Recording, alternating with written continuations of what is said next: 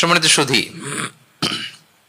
আপনারা যদি ঈসা আলাইহিস সালামের ব্যাপারে আমাদের আকীদা দেখেন, বিশ্বাস, তাহলে আরো ক্লিয়ার হবেন যে আমরা অন্য ধর্মের চেয়ে কিভাবে ভারসাম্যপূর্ণ। খেয়াল করে শুনুন, খুব মজার ঘটনা, মজার ব্যাপার। ঈসা আলাইহিস সালামের ব্যাপারে আমাদের যে বিশ্বাস বা আকীদা, এটার দিকে খেয়াল করলেই বুঝবেন যে আমরা কেমন করে ব্যালেন্সড। আচ্ছা, আপনারা কি কেউ জানেন খ্রিস্টানরা ঈসা আলাইহিস সালামের ব্যাপারে কি বলে? কেউ জানেন? জানলে বলুন। আল্লাহর, নাউযুবিল্লাহি মিন যালিক, ওনারা ঈসা আলাইহিস সালামকে বলে আল্লাহর ছেলে, দ্য সান অফ গড।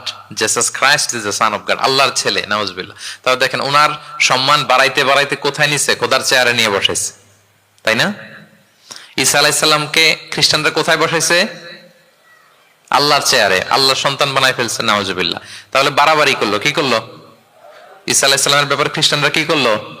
বাড়াবাড়ি। আচ্ছা, আপনারা কি জানেন ইহুদিরা ঈসা আলাইহিস সালামের ব্যাপারে কি বলে? কেউ জানেন?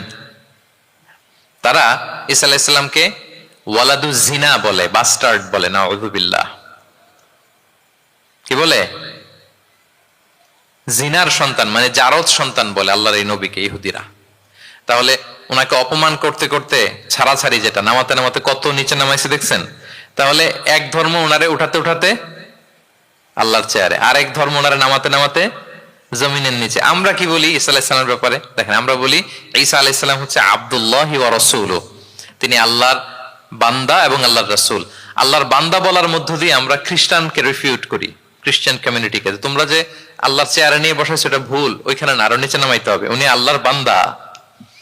আর রাসূলুহু, সম্মানিত রাসূল বলে আমরা ইহুদিদেরকে রিফিউট করি, তাদের জবাব দেই যে না, তোমরা একজন নবীকে যে অপমান করে বলেছো উনি বাস্টার্ড, না, উনি রাসূলুহু, আল্লাহর প্রেরিত রাসূল, এই বলে ওনার সম্মানকে আমরা উপরে উঠাই। তাহলে একদল নিছিল ওইদিকে, ওইখান থেকে নিচে নামায় নিয়ে আসি, একদল মাটির নিচে ঢুকাই দিছে, ওইখান থেকে উপরে উঠাই নিয়ে আসি। তাহলে আমরা মাঝামাঝি থাকি। সুবহানাল্লাহ পড়বেন না? ঈসা আলাইহিস সালামের ব্যাপারে আমাদের আকীদা হচ্ছে মানহাজুল ওয়াসাতিয়্যাতি ওয়াল ই'তিদাল, আমরা মাঝামাঝি থাকি।